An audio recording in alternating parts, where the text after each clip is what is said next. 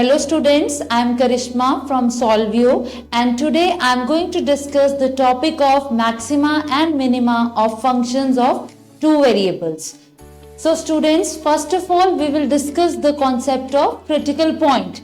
We will discuss that what is a critical point. So a point AB in the domain of function f where first order partial derivative of function f with respect to x and first order partial derivative of function f with respect to y is 0 or where one of these partial derivative does not exist is a critical point.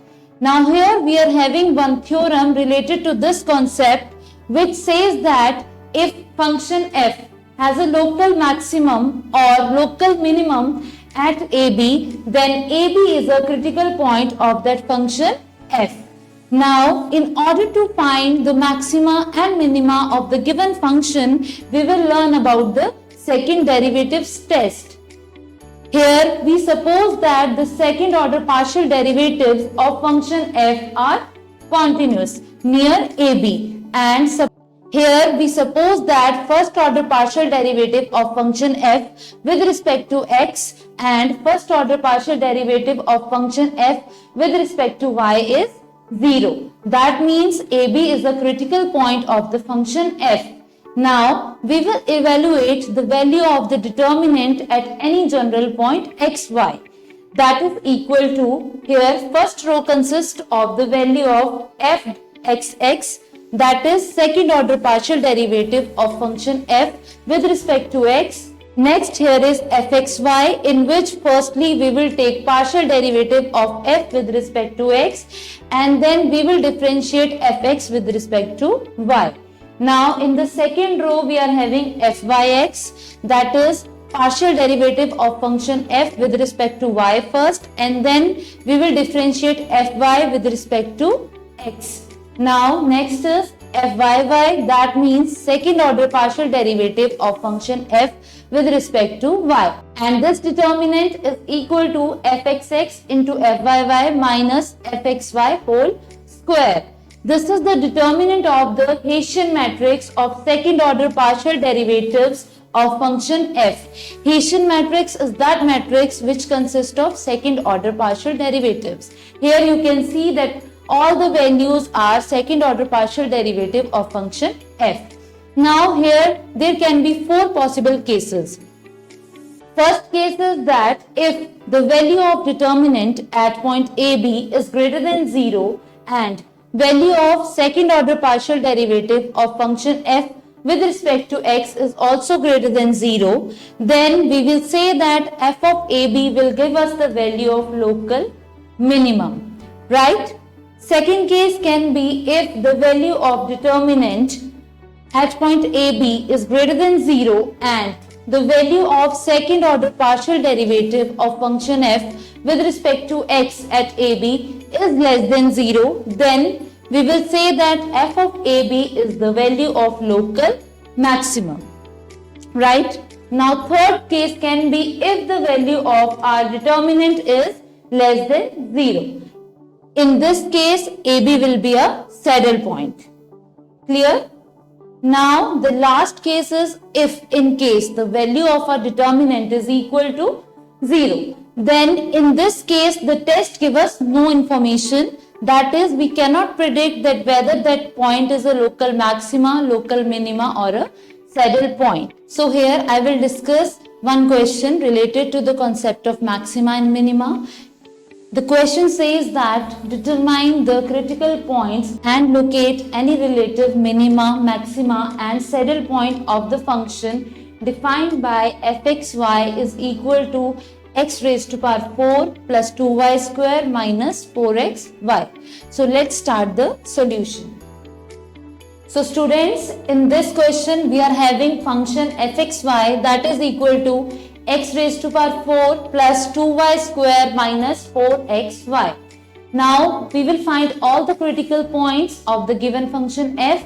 In order to find all the critical points, we will find the first order partial derivative of function f with respect to x as well as y, and then we will put these derivatives equal to 0. So let's start. Step 1. F of x, that is partial derivative of function f with respect to x keeping y as constant, that becomes 4x cube minus 4y. Now we will find f of y, that is partial derivative of function f with respect to y keeping x as constant. So it becomes 2 times 2y minus 4x, that is equal to 4y minus 4x. Now we will put these partial derivatives equal to 0. So fx equal to 0. This implies 4x cube minus 4y equal to 0. Let's mark it as equation 1. Now if fy is equal to 0, this implies 4y minus 4x equal to 0, and from here we get that y is equal to x. Clear? Now we will put y equal to x in our equation 1. So after putting y equal to x in equation 1, we get, so let's divide the board. So y equal to x in equation 1, it becomes 4x cube minus 4x equal to 0. Now in this equation you can see that we can take 4x as common. So it becomes 4x common, x square minus 1 equal to 0. From here we get the values of x as either x equal to 0 or x square minus 1 equal to 0. X equal to 0, from here x square minus 1 equal to 0. This implies x square equal to 1, and that implies x will be equal to plus 1 or minus 1. So here we have got 3 values of x. And we have used the condition that y equal to x. So from here we got 3 critical points of our function f. So critical points of f are, let's divide the board, 0, 0, 1, 1, minus 1, minus 1, right? Because we have supposed that y is equal to x. Now we have got all the critical points, and second step is we will find the determinant. So in order to find the determinant, firstly we need to find second order partial derivatives of the function f. So let's find that. Firstly I will find f of xx, that means second order partial derivative of function f with respect to x. Now we will differentiate fx again with respect to x keeping y as constant. So it becomes 4 into 3 x square, that is equal to 12x square, right? Now we will find f of yy, that is second order partial derivative of function f with respect to y. For that you will differentiate fy again with respect to y keeping x as constant. So this will be equal to 4. Now we will find f of xy. Here you will differentiate fx partially with respect to y keeping x as constant. So this is my fx. I will differentiate this partially with respect to y. It becomes minus 4. So here are my values of second order partial derivatives of my function f. Now I will find the value of determinant at all the 3 critical points and determine that whether this point is a local maxima, local minima or a saddle point. So let's start. First, determinant at point 0, 0, that will be fxx at 0, 0 multiplied by fyy at 0, 0 minus fxy whole square at the same point 0, 0. So it becomes, now put 0, 0 in fxx, it becomes 0 into, put 0 into fyy, it will remain same as 4.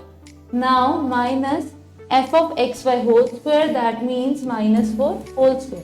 So it becomes minus of 16 and it is less than 0, and in case our determinant is less than 0, then our critical point is the saddle point.